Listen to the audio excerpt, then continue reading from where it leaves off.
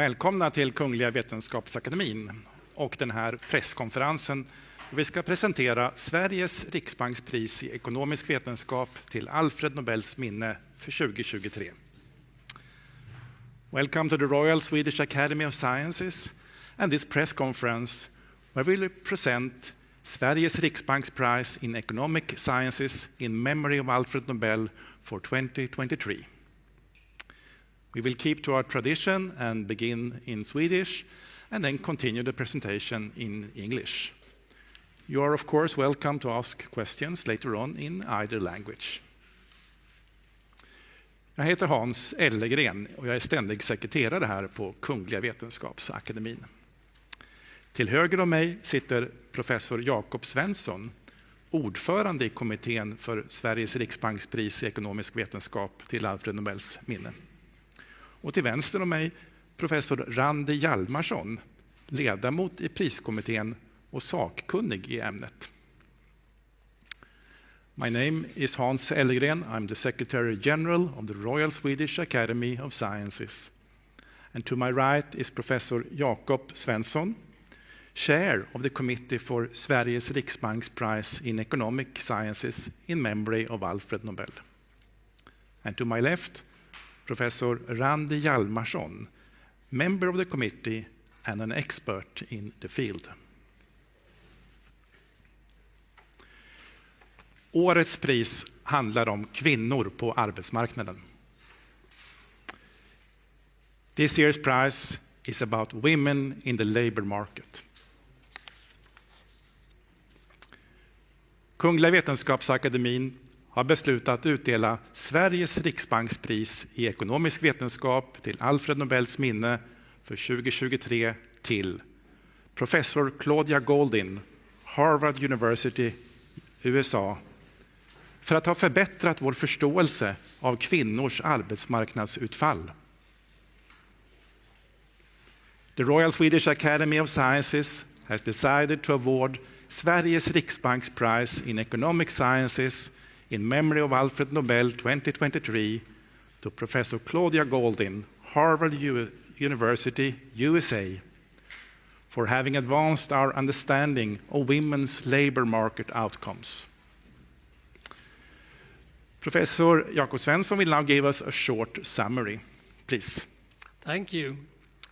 Over the last half a century, most high-income countries have witnessed a spectacular increase in women's labor market participation.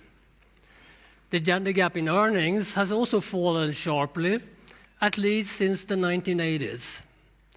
Still, even in countries considered the most equal, where women are more educated than men, women are less likely to work, and when they work, they earn less than men. Globally, but also historically, in high-income countries, women are and have been vastly underrepresented in the labor market. This year's laureate has provided the first comprehensive account of women's earnings and labor market outcomes through the centuries. Her research reveals new patterns, identifies causes of change, but also speaks to the main sources of the remaining gender gaps. Understanding women's role in the labor market is important for society, not the least because if women do not have the same opportunity as men, or they participate on unequal terms, labor, skills, and talent go wasted. Thanks to Professor Goldin's groundbreaking research, we know much more about the underlying factors driving women's labor market outcomes, and which barriers may need to be addressed in the future. Thank you. Thank you, Professor Svensson. Professor Hjalmarsson, are you ready to give us a more detailed presentation? Absolutely. Yeah, please.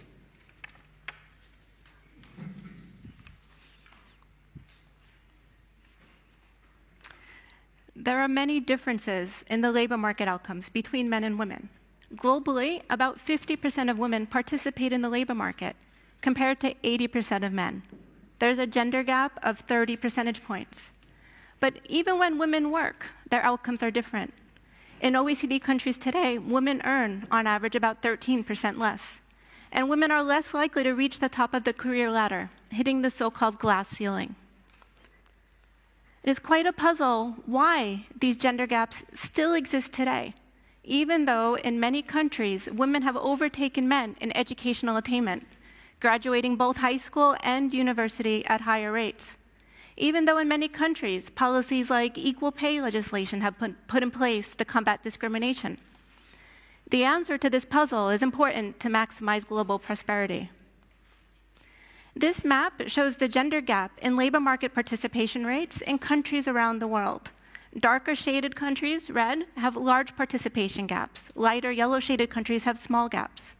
We can see that there is a gender gap in labor market participation in all countries, but we can also see that this gap is much smaller in more developed high-income countries. In fact, this gap is much smaller today than it was 50 or 100 years ago. So one possible conclusion is that gender gaps will close with economic growth and development. But Claudia Golden has discovered that this conclusion is not true, that economic growth does not always improve female labor market outcomes. In fact, she showed us that the long-run evolution of female employment over 200 years of US history is shaped like the letter U. Female employment first decreased with the economic growth of the 1800s, before increasing again with the growth of the 1900s. She also showed us that over this 200-year period, female earnings did not continuously catch up to the earnings of men, even though economic growth was continuous. While the gender gap in earnings did close substantially over the last 200 years, she shows us that this process was both slow and sporadic, punctuated by some periods of sharp change, like in the 1830s and 40s and the 1980s, but also long periods where the gender gap in earnings hardly closed at all. This was true for much of the 1900s, despite vast economic growth and increasing female numbers in the labor market. Before I tell you how she explains these patterns, let me tell you how she made these discoveries.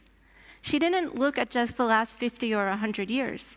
She looked at more than 200 years of labor market outcomes in the United States, the long-run evolution. But through this historical lens, she could observe a society that has undergone many stages of development and transformations. She could observe a labor market that changed in structure from agricultural to industrial to office-based with machines like typewriters. She could observe changes in social norms and institutional barriers that, for instance, at one point explicitly barred married women from working in certain jobs, and then these marriage bars were abolished. She could observe a society where the access to education continually expanded, and where there were amazing medical innovations, like the birth control pill, that gave women the ability to time and control their own fertility. It is easy to say that we will measure 200 years of labor market outcomes. This was not easy to do in practice. For much of this historical period, systematic records of labor market outcomes, employment, and especially earnings, data did not exist. And for those years where these records do exist, this information was often missing for women. In this excerpt from an 1850 census, you can see that occupations were only reported for men. So how did Claudia Golden overcome this missing data challenge? She had to be a detective to dig through the archives, to find novel data sources and creative ways to use them to measure these unknowns. But she did not only discover these data, and she did not only discover these unique patterns, she also discovered that these patterns throughout history could be explained by an economic framework. And in this framework, women are at the center of making a decision about whether to work in the labor market given their potential earnings, or to stay at home and care for their family and the home. The constraints that the woman faces at home, these have changed across generations, but also, as highlighted by Claudia Golden, across the life cycle, as the woman goes from being young, single, and independent, to getting married, having babies, watching these children grow up, and eventually move out of the home again. Her potential earnings in the labor market This potential is in part determined by decisions that this woman made. Decisions, for instance, about how much education to get. Decisions that she made when she was a young girl. Decisions that she made as a young girl based on her expectations about her future career and family paths. But how are these expectations formed? These expectations are in part formed by looking to the outcomes of generations of the past. By observing, for instance, what my mother did in the labor market when I was a young girl.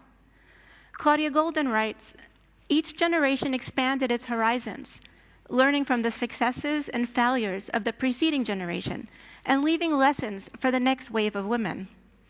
This role of generations and updating expectations helps explain why change in labor market gender gaps has been so slow.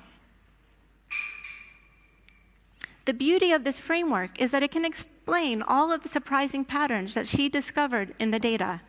She can explain why female employment decreased in the 1800s, despite the economic growth that came with industrialization. She can explain why the earnings gap hardly closed for much of the 1900s, despite continued economic growth and a large number of women returning to the labor market. She can explain why the gender gap in earnings suddenly started to close in the 1980s, and the surprising role of the birth control pill in changing expectations. And she can explain why the earnings gap has stopped closing today, and the role of parenthood. Claudia Golden's discoveries have vast societal implications, and I don't think anyone says it better than Claudia Golden herself. By finally understanding the problem and calling it by the right name, we will be able to pave a better route forward. She has shown us that the nature of this problem, or the source of this underlying gender gap, changes throughout history and with the course of development. Thank you. Thank you, Professor Hjalmarsson. Let's see if we have Professor Golden with us on phone.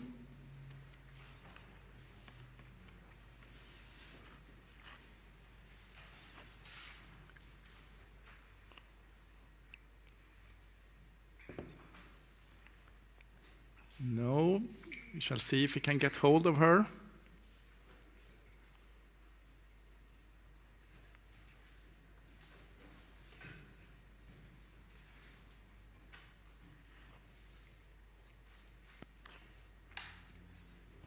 You are calling.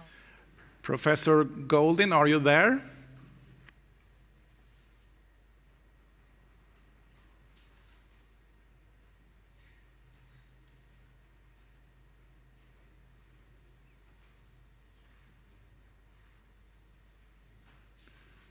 I talked to her an hour ago, so she's awake at least.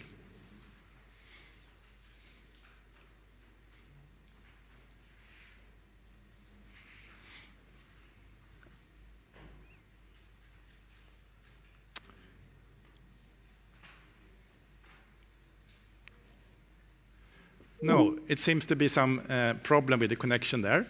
So instead, we open for questions from the audience, and you are welcome to ask questions about the prize in economic sciences and the research involved to the committee members or to me if you want. Please, one here. Do we have a microphone?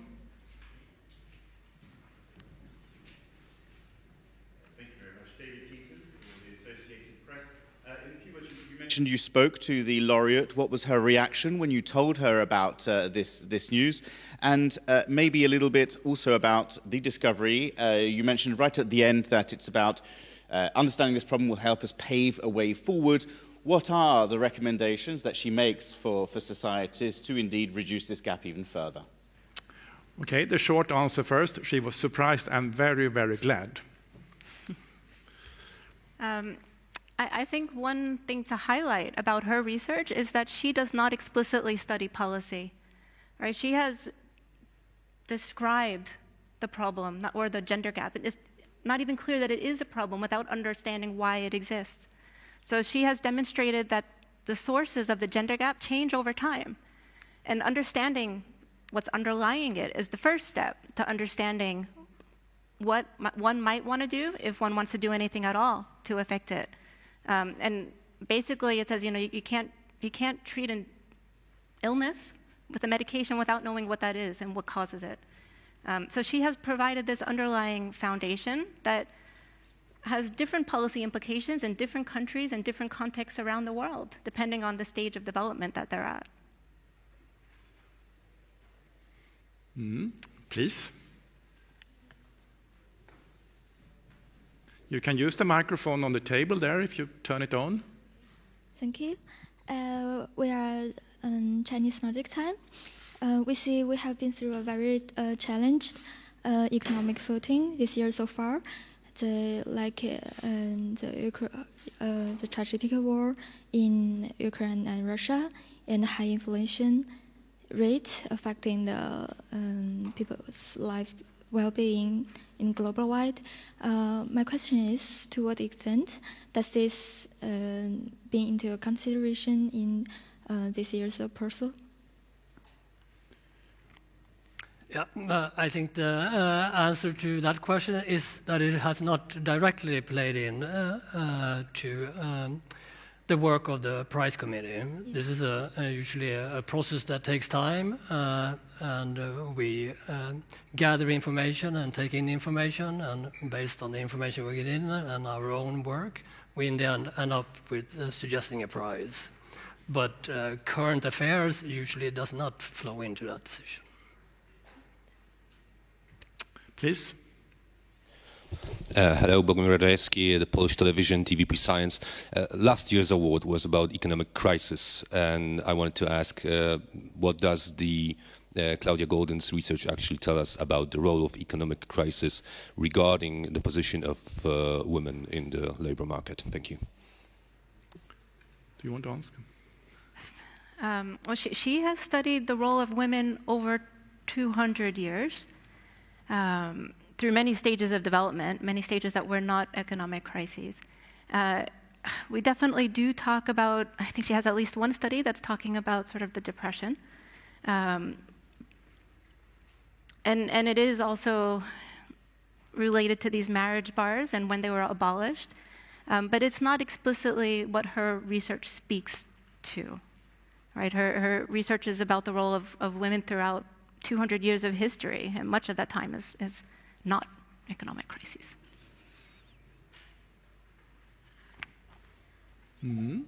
More questions?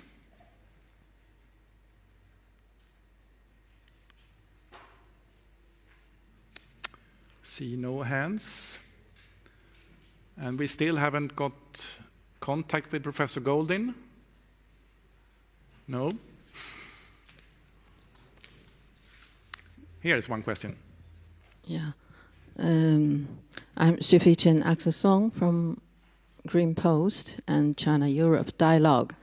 My understanding of her description about women's career decision has great to do with the background of the person, or even where you are from. For example, in the developed world, then you have a better background, then maybe the children can have a better future or work.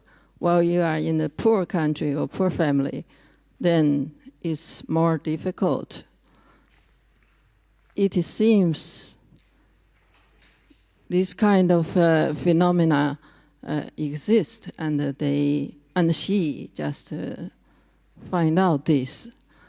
But I just wonder what's the solution or suggestion for closing this gap. I don't know if my question is clear. I'm not sure your question is clear. For me, I understood it as whether or not these gender differences vary with economic background of the parents. Is that correct? I think she described the gap, yeah. But did she give some kind of solution or any suggestion? No. So, as I said earlier, she does not prescribe a solution. right? But she explains the source of the gap and how it has changed throughout history. That the source of the gap, back in the industrialization period in wages, that gender gap was not due to discrimination, but the role of discrimination changed as we moved to offices. Right, so she explains the source of the gap and how it's changed over time and how it varies with the stage of development. And therefore, there is no single policy. It's a complicated policy question, because if you don't know the underlying reason, a certain policy won't work. Yes, please. Carl-Johan Fonseth, Swedish Daily Dagens Nyheter. So this year's prize is about impediments to women's contribution to economic life, and this is in fact the third woman to receive the prize. Has the prize committee taken the opportunity to reflect on this topic on impediments to women's contribution in academia and economic sciences in general? Yeah, so I think there's a number of questions you ask, both how we in the committee work, and there we do not take into account the gender or sex as a criteria in identifying potential prizes. When it comes to barriers in academia, I think Golding's work is very relevant here too. Both when it comes to expectations, for instance, we know in our own, in my own field, economics, historically, very few women enter that profession, and why it has taken time to see changes, and we do see changes now, are issues that Golding has worked and provided us with answers to. Yes.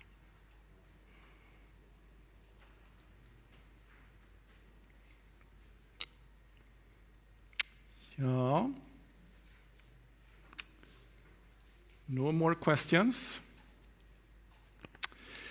If not, I say thank you for your interest for this press conference. But before closing, I would like to say that we will have another press conference here in this hall on Thursday, December the 7th. Then all our Nobel laureates will be here to answer questions from the media when they are here in Stockholm in connection with the prize ceremony. So December the 7th in the morning here. Thank you for your interest.